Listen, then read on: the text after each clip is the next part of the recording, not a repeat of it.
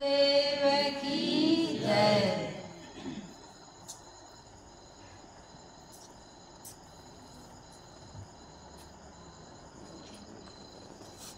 मेरे मन मंदिर के आराध्य परम पूज्य गुरुदेव जी, अर्चनीय वंदनीय मेरी सभी साध्वी बहनें, सत्संग प्रेमी सज्जनों, भक्तिमती माताओं बहनों, अभी हम सभी लोग साहिब जी के द्वारा बहुत सारगर्भित विचार सुन रहे थे। साहिब जी वाणी पर से जो हम सबको संबोधित कर रही थी कि हमारे जीवन में वाणी के संयम की महती आवश्यकता है। घर परिवार और समाज में जो झगड़ा होता है, मुख्यतः इसका कारण होता है असंयमित वाणी। इस पर बहुत सुंदर विचार अभी हम सुन रहे थे। हम सबके जीवन में दुख है। यदि दुख ना होता तो न आप हमें बुलाते और न इतना देर तक हम इस सभा करते। आप सभी जानते हैं, मैंने निवेदन भी किया था कि सत्संग का समय आप चुन लीजिए, एक टाइम होगा। जो भक्त मेरे पास फोन किए थे, कहा था मैंने कि सत्संग का समय आप चुन लीजिए, एक टाइम होगा। मैं शिकायत नहीं कर रही हूँ, मेरा विषय है कि हम सब दुखी हैं, उस पर से थोड़ा समय विचार दे रही हूँ। लेकिन यहाँ आकर के मुझे पता चला कि सत्संग 2 टाइम है और वो भी रात के 11 बजे तक है ना। अभी संचालन में कहा गया कि 8 से 11 बजे तक सत्संग होगा। इस सत्संग की आवश्यकता हमें क्यों है?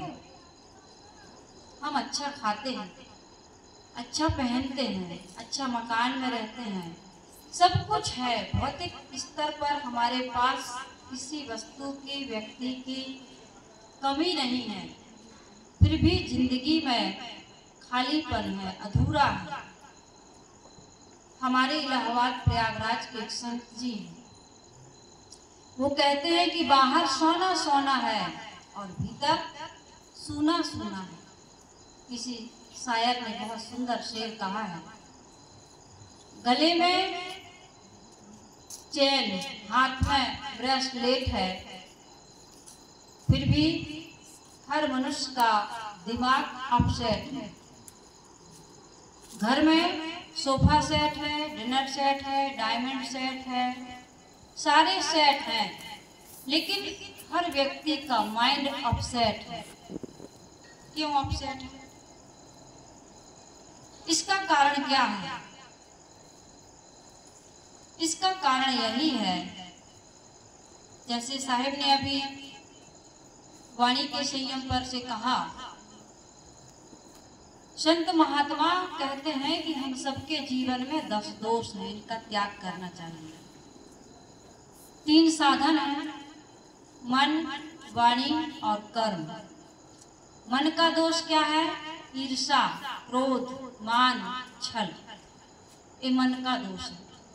सुबह के सत्र में साहिब कह रही थी कि यदि हम गलत सोच लेते हैं,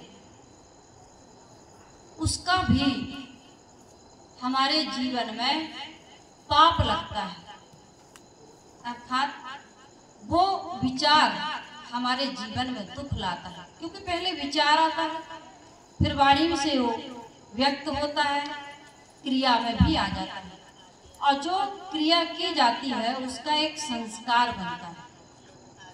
तो शुरुआत कहाँ से होती है? मन से। महात्मा बुद्ध की वाणी मन से ही शुरू होती है। सदगुरु कबीर साहब की वाणी जीव से शुरू होती है। वेदों की वाणी अग्नि से शुरू होती है। ये मूलभूत चीजें हैं, जिसको हम कह सकते हैं जड़। तो ईर्ष्या, क्रोध, मान, छल मन में पलता है। इसको यदि हम नहीं निकालते हैं, इस पर चिंतन नहीं करते हैं, मनन नहीं करते हैं। ये सत्संग 2 टाइम जो हम कर रहे हैं, इसकी हमें भूख है, इसकी हमें जरूरत है, इसकी आवश्यकता है। इसके बिना हमारे कहते हैं ना, तन को जल से धुलाना सरल है, मगर तन को जल से धुलाना सरल है, मगर मन को निर्मल बनाना बड़ी बात है। मन को निर्मल बनाना बड़ी बात है। हम सुबह सुबह उठते हैं तो क्या करते हैं? शरीर की शुद्धि, मल मूत्र का विसर्जन करते हैं, पेस्ट करते हैं, दांतों को साफ करते हैं, पूरा स्नान करते हैं, शरीर को साफ करते हैं, कपड़ों को साफ करते हैं, मकान को साफ करते हैं, सब कुछ को साफ करते हैं। लेकिन मन को साफ इस सत्संग के द्वारा, भक्ति के द्वारा, ज्ञान के द्वारा, गुरु के सानिध्य से, स्वाध्याय से, अच्छी संगत से, इस काम को बहुत कम लोग करते हैं। इस कारण से आज समाज में ईर्ष्या, क्रोध, मान, छल रखने वाले अधिकतम लोग। मन में दया, क्षमा, करुणा, प्रेम, सहिष्णुता, समता का भाव, सरलता, निर्मलता, पवित्रता कम लोगों के जीवन में देखी जाती है। उनकी रहनी में, उनके आचरण में, उनके विचारों में, उनके भाव में। आज लोग बाहर साफ करने में लगे हुए, बाहर खूब चमका रहे हैं और बाहर से संपन्न हैं, लेकिन अंदर से दुखी। तो 10 दोषों के बारे में मैं कह रही थी, 3 साधन जो हमें मिले हैं। वाणी का दोष क्या है? गाली, निंदा, झूठ। तन का दोष क्या है? चोरी, हिंसा, व्यभिचार। यदि इन दोषों को हम त्याग देते हैं तो हमारा जीवन सुखी होता है। सदगुरु कबीर साहब इसके लिए बहुत सुंदर साखी कहते हैं। सकलों दुर्मति दूर करो, अच्छा जन्म बनाओ, काग गवन गति छाड़ के हंस गवन चली आओ। सुबह साहिब जी बोल रही थी, सुठालिया वाली साहिब जी हमारे बगल में बैठी हैं। साहिब जी कह रही थी कि दुर्बुद्धि, ये मंत्रा का उदाहरण दे रही थी कि अयोध्या में इतनी बड़ी घटना, कहाँ राज्य अभिषेक होने वाला था और कहाँ रातों रात राम का वनवास। दशरथ प्राण त्याग देते हैं, तीनों माताएं विधवा हो जाती हैं, भरत का जीवन भी बड़ा दुखी, पूरी अयोध्या शोक में डूब जाती है। कितना सब कुछ उलट फेर हो जाता है। किस कारण से? दुर्बुद्धि के कारण से। घर में, परिवार में, समाज में आज जो हम देखते हैं, चोरी, हिंसा, व्यभिचार आदि जो हो रहा है, मिलावटबाजी, घूसखोरी, काम चोरी, हिंसा, हत्या, व्यभिचार जो हो रहे हैं, घर में, परिवार में, समाज में, माता पिता के बीच, भाई भाई के बीच। रामायण तो पढ़ते हैं लेकिन करते क्या है? महाभारत। एक घर में लड़का बड़ा हो गया था, लड़की देखने के लिए गए। हमारे एमपी में तो लड़का वाले जाते हैं लड़की देखने, छत्तीसगढ़ में लड़की वाले जाते हैं लड़का देखने। एमपी में, हमारे यहाँ तो चलता है, यहाँ का मुझे पता नहीं, नहीं यहाँ भी यही करता है ना, लड़की वाले जाते हैं लड़का देखने। लेकिन मैंने छत्तीसगढ़ में देखा लड़का वाले जाते हैं लड़की देखने। तो लड़का खुद जाता है वहां। तो जब लड़का को पसंद आ जाता है तब कहते हैं कि घर के बड़े बूढ़े और रिश्तेदार जाते हैं। तो लड़की देखने गए हुए थे तो पूछते हैं लड़की से कुछ, कैसे बोलती है, बोलने का ढंग क्या है, कैसे जवाब देती है। बड़े बुजुर्गों को बड़ा अनुभव होता है, क्योंकि साहब ने भी कहा ना, बोलत ही पहचानिए साहू चोर की घाट, अंतर घटकी करनी निकले मुख के बाट। जब तक कोई बोलता नहीं है तब तक पता नहीं चलता है कि इस व्यक्ति की क्वालिटी क्या है। तो कुछ पूछा जाता है, तो लोगों ने पूछा, बुजुर्गों ने पूछा, बेटी कुछ रामायण भागवत गीता कुछ पढ़ती हो? लड़की ने कहा हाँ पढ़ते हैं। भाई कुछ सुनाओ। बोली रामायण तो यहाँ सुन लो और महाभारत घर में आके करूंगी वही ससुराल में। तो आज यही हो रहा है, हम सब रामायण पढ़ते हैं। इसलिए गोस्वामी जी ने भी कहा रामायण अनभरत सिख जग भय भारत नैम, तुलसी सटकी को सुने कली कुचाल पर प्रेम। हमें इस सत्संग की आवश्यकता क्यों है? रात में जग कर के हम सत्संग क्यों कर रहे हैं? आप इसकी कीमत समझिए, हमको इसकी कीमत समझना है। और जो समझेगा उसके जीवन में परिवर्तन होगा, नहीं तो कोई परिवर्तन होने वाला नहीं। हम कबीर के दोहे बोले हैं, सदगुरु चाहे सदगुरु कबीर के बोले, गोस्वामी तुलसीदास जी के बोले, किसी भी महापुरुष की गाथा को हम सुनाएं या पढ़ें, उसकी चर्चा करें, लेकिन जीवन में उतारे ना, तो कोई लाभ होगा? कोई लाभ नहीं होगा। इसलिए आवश्यकता क्या है?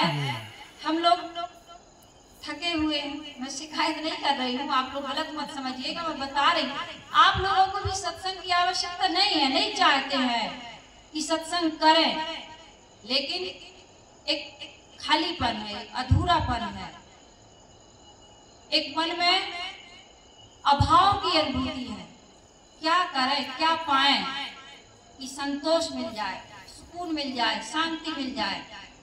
मैं यहाँ बैठी थी, अभी साहिब जी के विचार सुन रही थी, मुझे एक विचार आया कि विष जो होता है ना, जहर, हर चीज का जोड़ा, दिन है तो रात, स्त्री है पुरुष है, सुख है दुख है, सबका जोड़ा है, लेकिन विष और अमृत का जोड़ा कहाँ है? बाहर विष है, संसार में विष है, लेकिन अमृत नहीं है। तो कुछ चीजें ऐसी हैं, बाहर विष है लेकिन भीतर हमारी आत्मा में अमृत है। ये शरीर मरता है, ये नाशवान है, लेकिन आत्मा अविनाशी है। संसार में दुख तो है लेकिन सुख भीतर। हम कहाँ ढूंढ रहे हैं सुख? इस सत्संग पता बताता है, एड्रेस देता है। हमारे गुरुदेव जी कहते हैं सुख ढूंढ रहे तुम वन में, गिरी गौहर के कंदर में, पर पता नहीं तू पाया वह है तेरे अंदर में। तेरे ही अंतः स्थल में सुख सागर लहराता है, पर तू विपन्न होकर के दर दर ठोकर खाता है। पूरब में पश्चिम में नभ के तारों तारों में सुख शांति नहीं पाओगे, मंदिर ठाकुर द्वारों में। कहाँ पाओगे सुख, कहाँ पाओगे शांति? इसकी व्याख्या करने की आवश्यकता नहीं, आप लोग समझ गए होंगे जो मैंने अभी गुरुदेव जी की कविता बोली। गुरुदेव जी पता बताते हैं, जब मन विषयों से मुड़कर अपने में आ जाएगा, सब चंचलता को तजकर स्थिरता को पाएगा, तब सुख का स्रोत खुलेगा जो है अनंत अपने में, जिसको पाकर फिर मन को नहीं होगा दुख सपने में। सपने में भी दुख नहीं होगा। सदगुरु कबीर साहब कहते हैं बहुत दुख दुख दुख की खानी, तब बची हो जब रामई जानी। बहुत दुख है संसार में, इसको कोई माने या ना माने, लेकिन दुख से प्रत्येक व्यक्ति कराह रहा है। बच्चा जन्म लेता है और इस बात की गवाही देता है कि संसार में दुख है, क्योंकि बच्चा जन्म लेता है और रोता है, और जैसे जैसे बड़ा होता है शिकायत करता जाता है, जिंदगी उलझती जाती है, बंधन पर बंधन बनाते जाते हैं, माया व्यक्ति को ग्रसती जाती है। भूमि गिरा जिमिदावर पानी, तिम जीवही माया लिपटानी। गोस्वामी जी कहते हैं जैसे आकाश से बूंदें पृथ्वी पर गिरती हैं और वो मैली हो जाती है, जमीन का संपर्क होता है, धूल मिट्टी का संपर्क होता है, आकाश की बूंद गंदी हो जाती है। इसी प्रकार से जीव जैसे ही इस संसार में आता है और माया उसे घेर ले, इस माया से बचना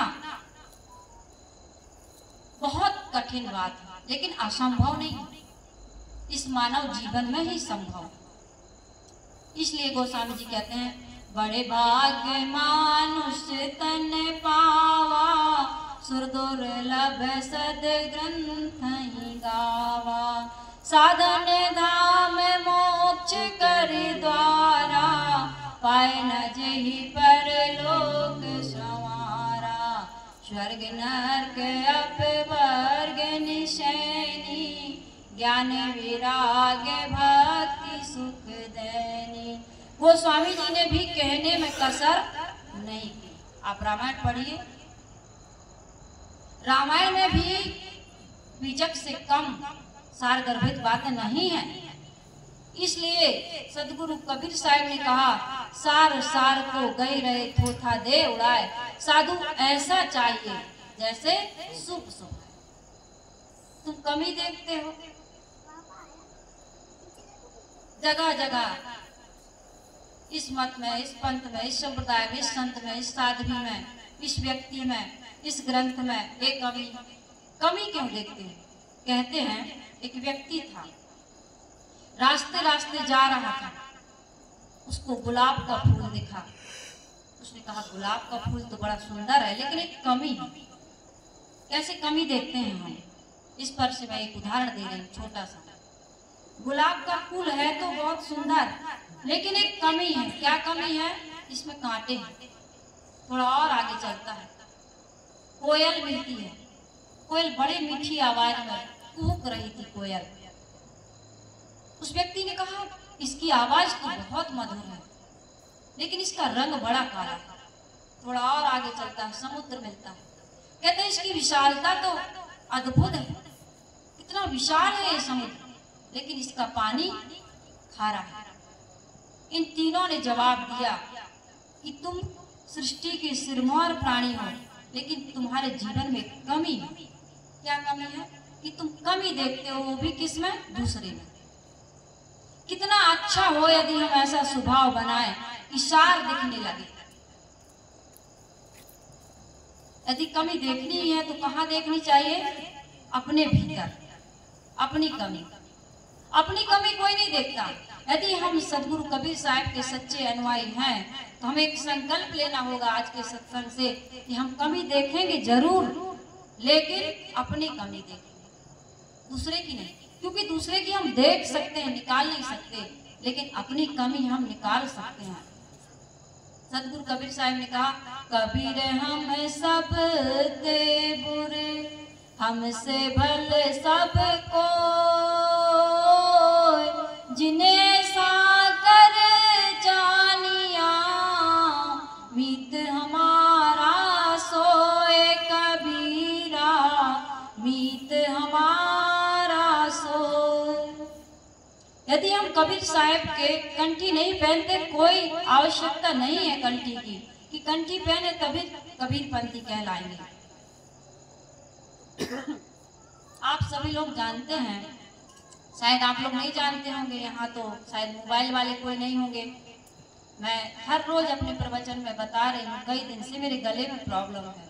अभी कई लोगों का गला खराब है, कफ की प्रॉब्लम, खांसी भी आ रही, लेकिन बहुत संभाल के मैं बहुत आराम से बोल रही हूँ कि खांसी ना आए, मेरा गला ना अटक जाए, कहीं ऐसे ना हो कि मैं आपकी सेवा ना कर पाऊँ। बड़े परिश्रम से आपने बुलाया, मैं जानती हूँ।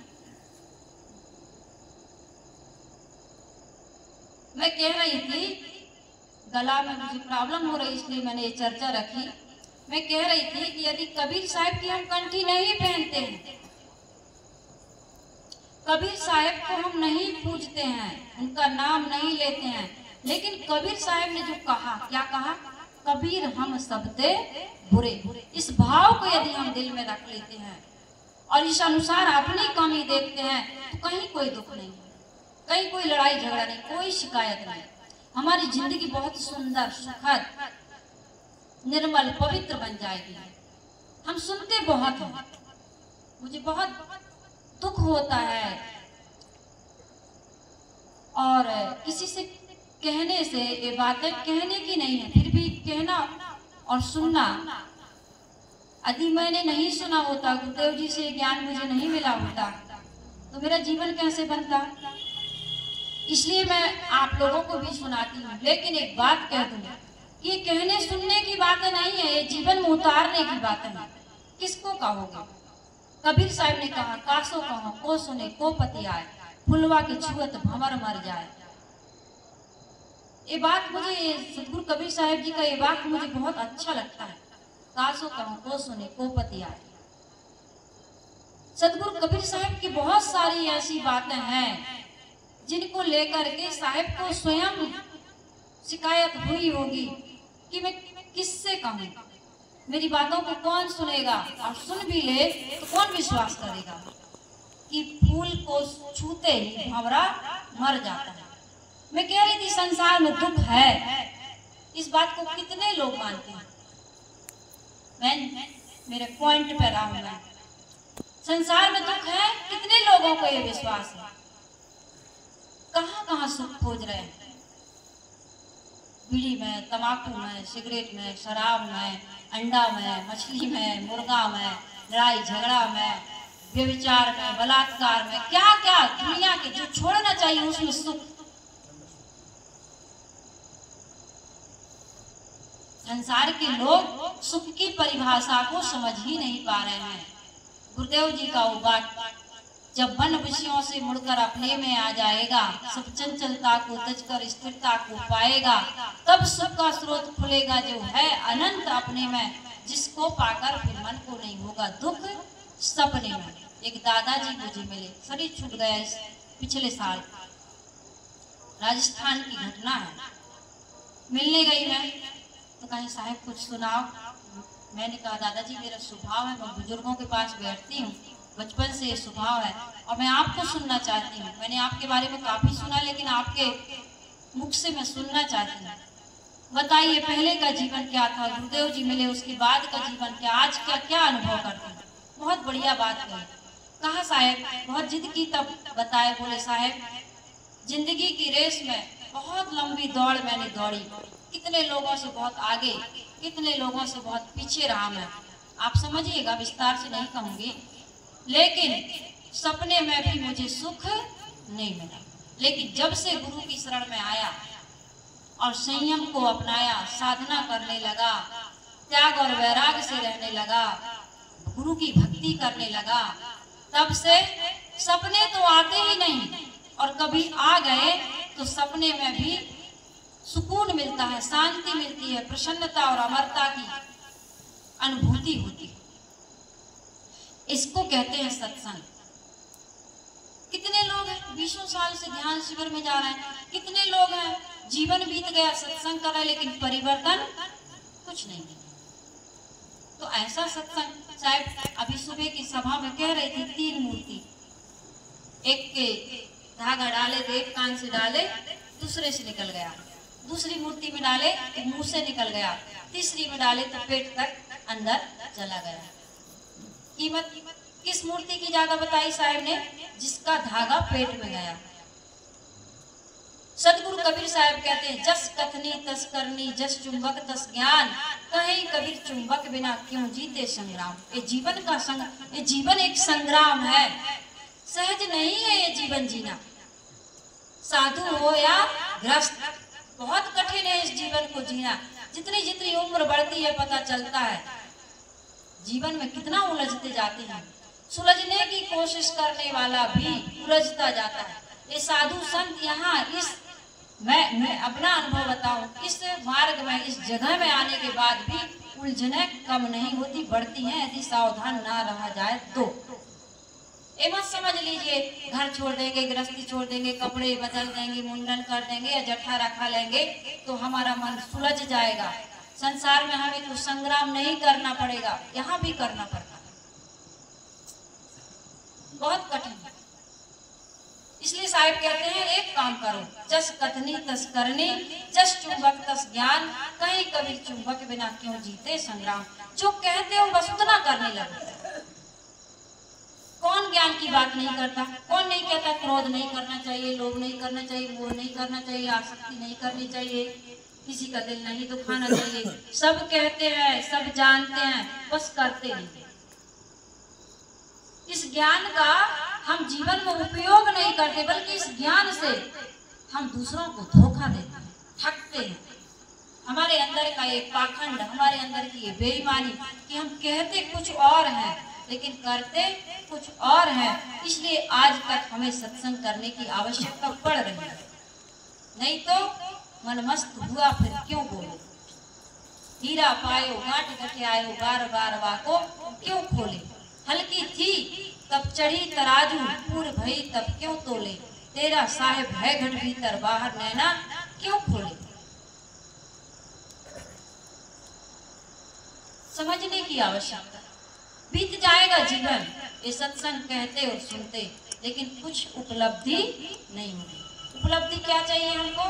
दुखों से निवृत्ति, और दुखों से निवृत्ति पूर्ण रूप से तभी होगी जब आवागमन के चक्र से हम मुक्त हो जाएंगे। और इसका एक ही उपाय है आसक्ति का त्याग। ईमानदारी पूर्वक जिए, जो हम जानते हैं उसका उपयोग करें। कल्याण, मोक्ष या दुखों की निवृत्ति ये कोई बड़ा काम नहीं है, बिल्कुल बड़ा काम नहीं है। हमने बेईमानी करना शुरू कर दिया इसलिए बड़ा हो गया। मैं अपना अनुभव कह रही हूँ, आप लोगों को भी ऐसा लगता हो? कितने लोगों को ऐसा लगता है? हाथ खड़ा करिए तो थोड़ा सा। किसी को लगता है मेरी बातों से कोई सहमत है? कुछ समझ में आ रहा? हाथ ऊपर करिए। किसको किसको सही लग रही मेरी बात? सही है ना? जब सही है तो फिर सही को अपनाना है हमारे जीवन में, जो हम जानते हैं उसको करना है। मैं अपनी वाणी को यही विराम दे रही हूँ क्योंकि समय बहुत ज्यादा, साहिब जी भी बैठी हैं।